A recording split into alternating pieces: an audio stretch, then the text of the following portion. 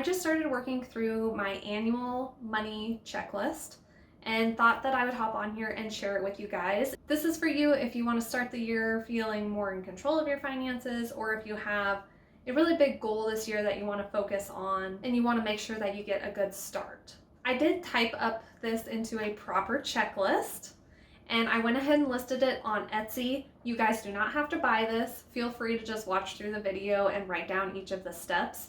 I just wanted to mention that I uploaded it on Etsy because having an Etsy shop has been a bucket list of mine, a bucket list item of mine for a long time. So I'm really excited that I finally got it done. So I'll include the link in the description to the Etsy store, and if you want the pretty version, feel free to grab it there, or if you feel like supporting my channel, and thank you so much in advance. But let's go ahead and get into it. So the first one is to review 2020 spending by category. The goal should be to have this be a quick and easy thing to do. You want to have a system in place so that way you can go in and within 5 or 10 minutes be able to say, this is how much I spent on food for this time frame, this is how much I spent on transportation, this was personal expenses, this was charitable giving. You want to be able to do that relatively quickly. If you have not been tracking or categorizing your spending, this might take a little longer. If you start to feel overwhelmed though, just skip this step and add it to your list for 2021 to start working on a system for your finances.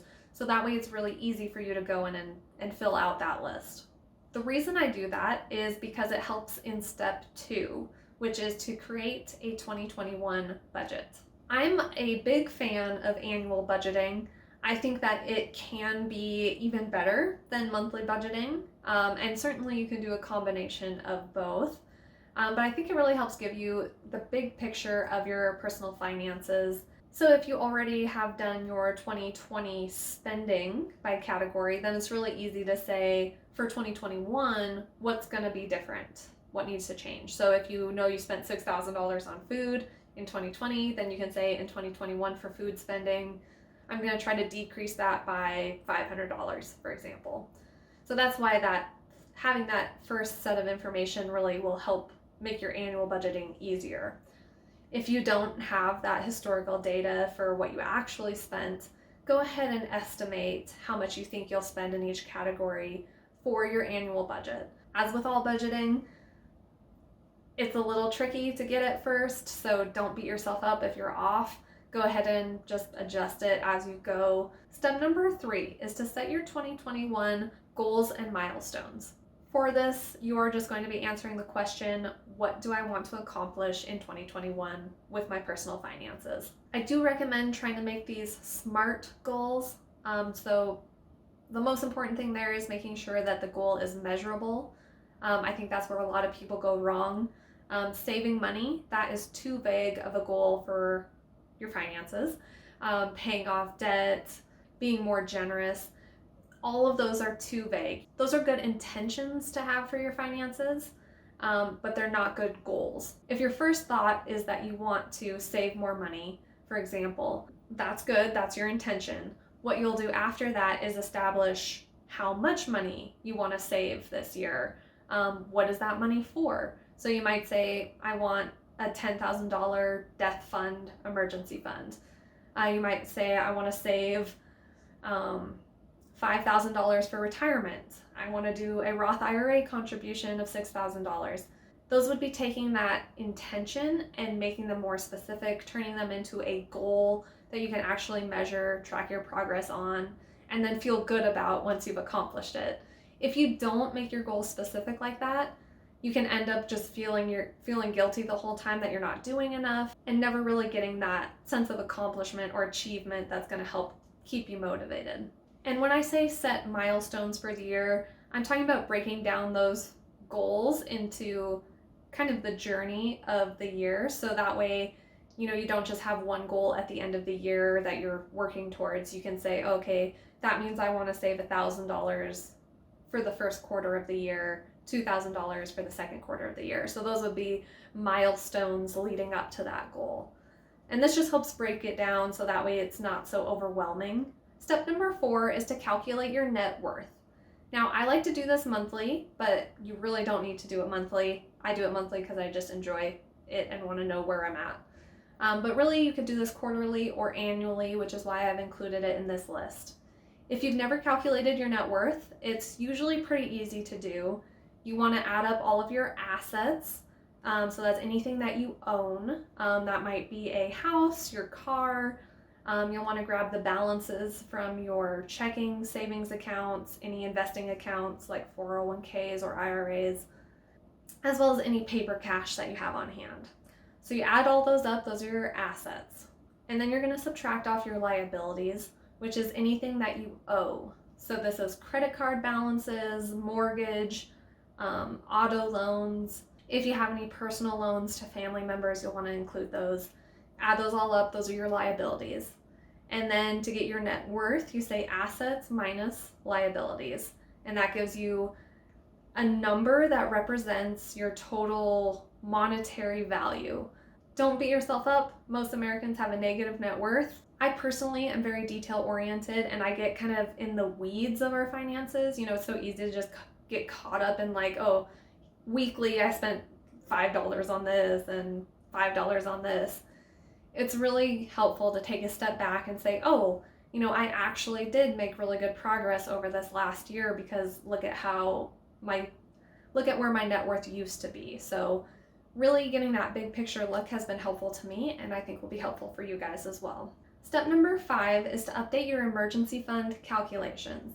This is something that I realized more recently, that the amount of money that I want to have for emergency funds changes periodically. For example, one of my brothers lives overseas right now. When he moves back to the US, then I'm not really going to need to keep quite as much in my emergency fund because traveling domestically is less expensive. I will link the playlist that I have for emergency funds up here, and I highly recommend you check that out if you're unsure how much money you should have for your emergency funds. I like to keep 5 different types of funds: a death fund, a job loss fund, a common shortage fund, a minimum balance in my checking account fund, and then a little paper cash fund. So just evaluating the calculations for those, kind of looking at what are the most likely scenarios that you want to have money set aside for, and then updating those annually. Step number 6 is to review your credit report. I think most people in the US are able to check their credit report for free once per year. Make sure that you are going through the correct channels. I know that there are some scam websites out there for checking your credit report, but if you Google it, I think there's a .gov website that has the links. You'll want to review your credit report from time to time. Make sure that there aren't any discrepancies on there, like make sure that they haven't reported anything incorrectly. And then also make sure that no one has opened accounts in your name, identity fraud, which recently happened to a family member of ours. Step number 7 is to establish your money management system for the year. This is what I was talking about for when I mentioned the very first checklist item. You'll want to be able to answer the question, how am I going to manage my money this year? We are going to change how we manage our money a little bit this year. For 2020, we did a combination of apps and spreadsheets. So we used mint.com, which is free. We used mint.com for tracking our spending, categorizing transactions, and then we used spreadsheets for tracking our budget, our cash flow tracker, and our net worth. What we're going to change for 2021 is we are going to do more paper tracking instead of spreadsheets. We're going to keep mint.com the same. It works great for us.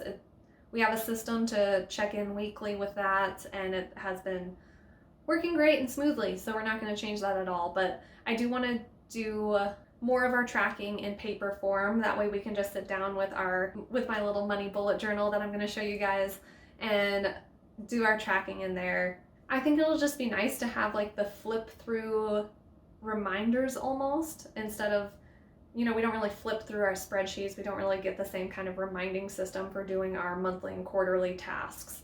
We haven't remembered to update our cash tracker every month, so I'm hoping that having like a paper, like if I'm flipping through the notebook, that those will serve as triggers for each of the things that we want to update and track. Step number 8 is to create an action plan for the first quarter. Don't be like me and suffer a wrist injury because you waited until December to start practicing for your goal of doing a handstand. It's really easy to procrastinate our goals when you're at the start of the year and it's an annual goal and you say, I have a full year to work on this. I don't need to get started on it right now. In order to prevent that procrastination, it's helpful to set quarterly goals and really look at, what are you going to do in this first 90 days. I will hopefully do a video on action planning soon. I have a full template that I've gone through every year for every goal, where I go through what's the biggest obstacle to me achieving this goal. What am I going to do? When am I going to do it? When am I going to make time each week to actually do this?